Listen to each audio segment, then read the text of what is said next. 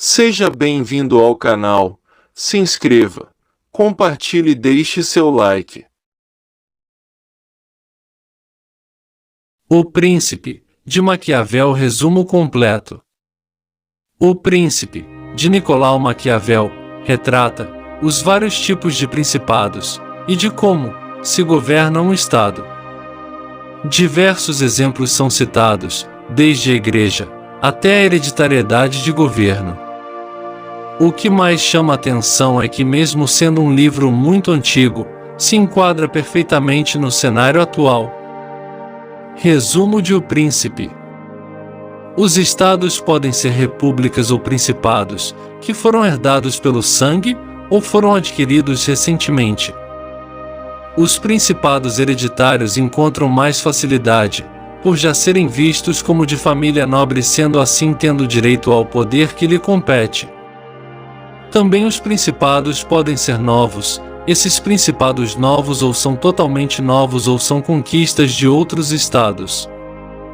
Liderados por príncipes hereditários, estes são chamados principados mistos. Já os principados novos encontrarão maior dificuldade, pois precisa de apoio para poder se manter no lugar que conquistou.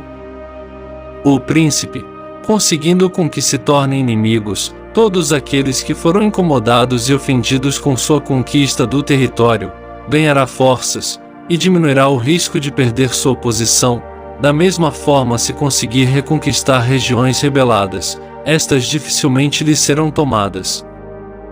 Maquiavel fala que províncias conquistadas por povos de iguais costumes e língua são mais facilmente mantidas, apenas não devem ser alterados estes costumes, suas leis e seus impostos.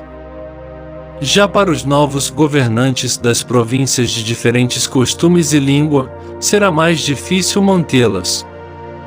O príncipe deverá, primeiramente, habitar a província, dominar as desordens, rapidamente instalar colônias em um ou dois pontos do território.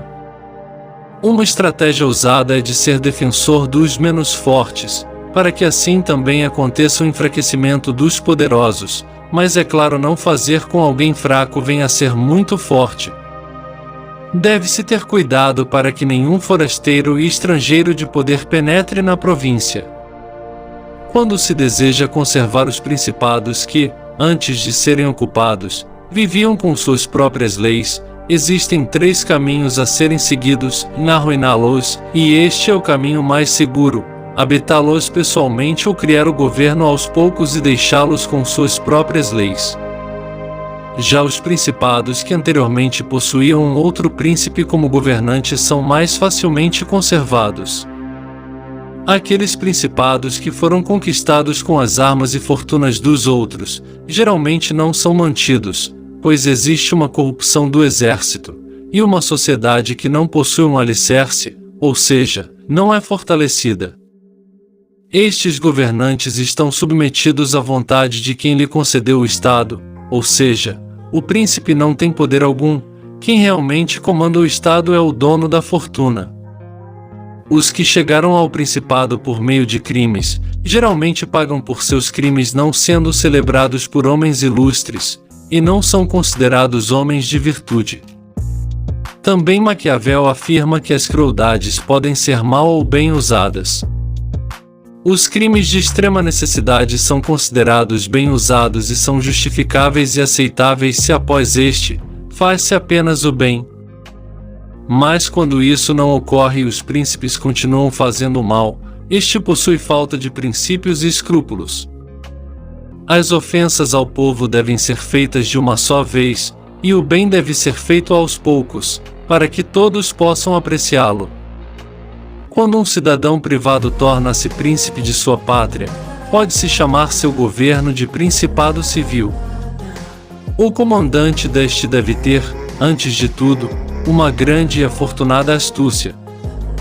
E este deve fazer, em benefício do povo, e não dos poderosos, pois a ele sempre caberá governar o mesmo povo, mas vive bem sem os poderosos. Se o povo deste estado for hostil, ele abandonará o príncipe. Os povos fiéis ao governante devem ser amados, e os que não são fiéis e não confiam no príncipe, devem ou serão empregados como conselheiros, ou considerados inimigos e temidos. O povo, primeiramente, deve ser considerado amigo e não deve ser oprimido. Mas deve-se esperar que nas adversidades, os cidadãos fugirão. Porém, quando um povo espera o mal e recebe o bem, é mais fiel do que um povo que apenas espera o bem. Segundo Maquiavel, as forças dos principados devem ser medidas pelo exército, ou seja, pelas armas que este mantém. Os reinados que têm muita fortuna e muitos homens devem fazer um bom exército. Quando um príncipe dá boa condição de vida, alimento e trabalho aos cidadãos de seu país, é amado. Os principados eclesiásticos são adquiridos por virtude ou fortuna, e são mantidos pela religião. Estes se mantêm fortes, e seus príncipes estarão sempre no poder. São só esses tipos de principados que não necessitam ser defendidos, não governam seus súditos. Esses principados são considerados seguros e felizes, e seus poderes apenas podem ser aumentados com armas e virtudes. É necessário que um príncipe tenha bons fundamentos, caso contrário cairá em ruína. Para um principado ter poder e prestígio, deve haver boas armas, e as boas leis somente poderão existir se houver boas armas. As tropas mercenárias e auxiliares são inúteis, desunidas, ambiciosas e infiéis. Para que um principado possua uma boa tropa, o seu príncipe deverá acompanhar e exercer as atribuições de capitão desta. Já as tropas auxiliares são aquelas que se apresentam quando se chama um poderoso, para que, com seus exércitos, venha ajudar e defender. Se esta perde, o principado fica liquidado; se ganha, torna-se seu prisioneiro. O perigoso das tropas mercenárias é a covardia, e das auxiliares é o seu valor. Mas, como já foi dito anteriormente, as armas dos outros são danosas e prejudiciais, e se não o forem, ainda assim serão motivos de vergonha e constrangimento. Se um principado não está fundamentado sobre suas próprias forças, ele se torna inseguro e instável. O real e principal objetivo de um príncipe é cuidar da arte da guerra e de sua organização e disciplina. Essa é a única arte que ao governante compete saber. É esta que faz com que homens virem príncipes, e os que não pensam primeiramente em guerra, certamente perde seu estado. As tropas devem ser mantidas com pensamento em guerra, devem ser bem organizadas e treinadas. Devem ser lidas histórias e nelas devem ser observadas os grandes homens, o modo que eles agiam, suas vitórias e derrotas. O exército também nunca deve ficar ocioso, mesmo em tempos de paz. O príncipe deve aprender a não ser tão bom e piedoso. Também deve ser tão prudente e capaz de fugir dos vícios que o fariam perder o poder. Quanto à liberalidade, se é usada de uma forma que é conhecida de todos, acaba por prejudicar o príncipe, fazendo com que ele seja desprezado e odiado. Aquele que vai com seu exército fazer saques e roubar fortunas alheias é benquisto por seu povo, e o miserável é o correto. Este gasta pouco, não rouba seus súditos. E ser miserável é um dos defeitos que ajuda um príncipe a manter-se no poder. É melhor ser amado que temido ou temido que amado? O autor da obra esclarece-nos esta questão afirmando que é melhor ser um príncipe temido, mas que dá ao seu povo paz e os mantém unidos e leais, já que é mais válido que apenas um indivíduo seja prejudicado do que toda uma comunidade, que pode ser prejudicada por um príncipe piedoso, já que o homem trai uma amizade e é bom quando lhe convém, sua natureza é ingrata, volúvel e temente do perigo.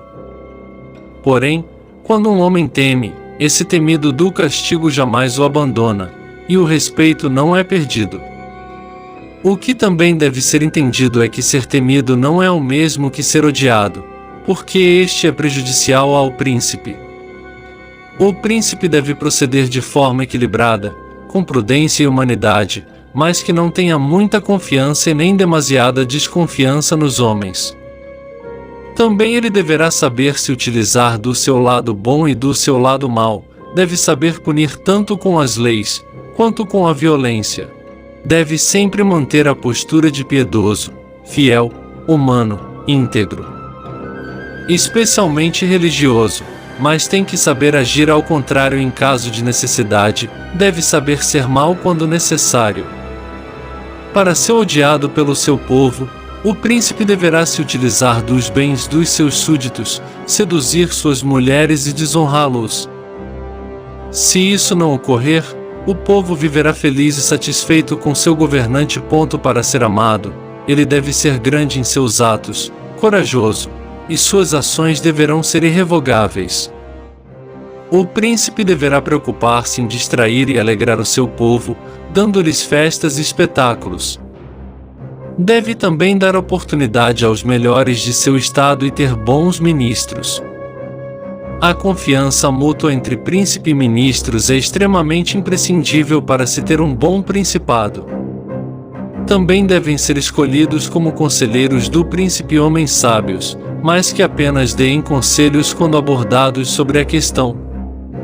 Cabe ao príncipe escutá-los e sempre manter a prudência.